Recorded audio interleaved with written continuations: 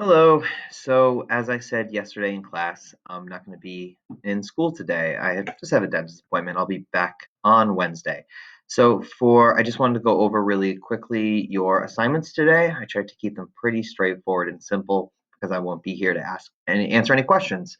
So, as it says, today's topic is to continue the first read of the lottery. And we have the very same learning target essentially as yesterday.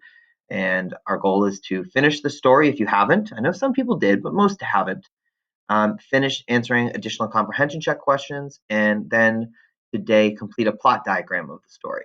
So after you've watched these instructions, you're going to move on to the next page, and it's very similar to yesterday. Same exact story, and I just added a few additional directions in part two, right? After we stopped and made a prediction, I just want you to continue reading from there with a few remaining pages. And after I said end of part one, just keep going from there until you get to the end of the story. Not too long after that.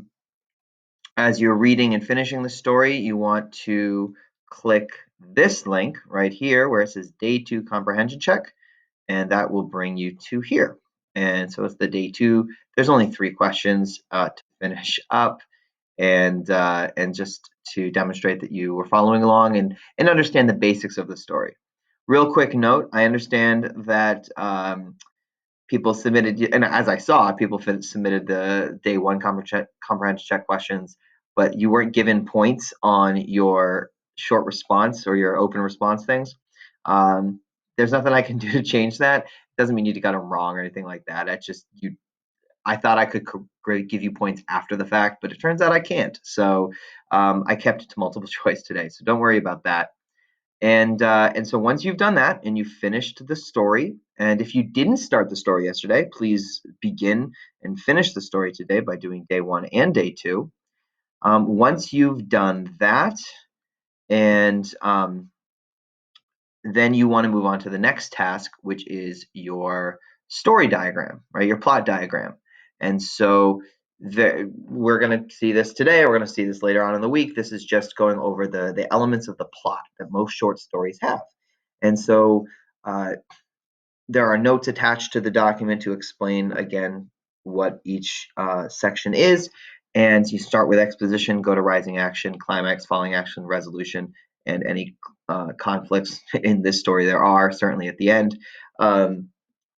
We will go over the general answers to all of these on Wednesday's class, so please give it a shot, and then we'll compare your level of understanding on your own to the classwork we'll go over on Wednesday. So I'd like to see this completed. And that's really the two main parts of it. I'd like to finish the story and break down the story into its plot elements. If you finished all of those things and you have some time left, I invite you to go to the next page and watch on YouTube and watch this 1969 short film on the lottery. It's old. It's definitely not it's semi-professional, but it's been around for a while. As you see, 800,000 students have watched it because their English teachers have told them to. So feel free to do so. It's not required or anything, but it could give you a little understanding of the plot. And it's just one director's interpretation of the story. All right, so the end goal really is to come into class on Wednesday having read the story and understood the plot and understand the basics of the story. And so then we can kind of delve into characterization and theme, foreshadowing, and some of the heavy hitters that we're focusing on. And so, yeah, that's it. And I will see you all on Wednesday.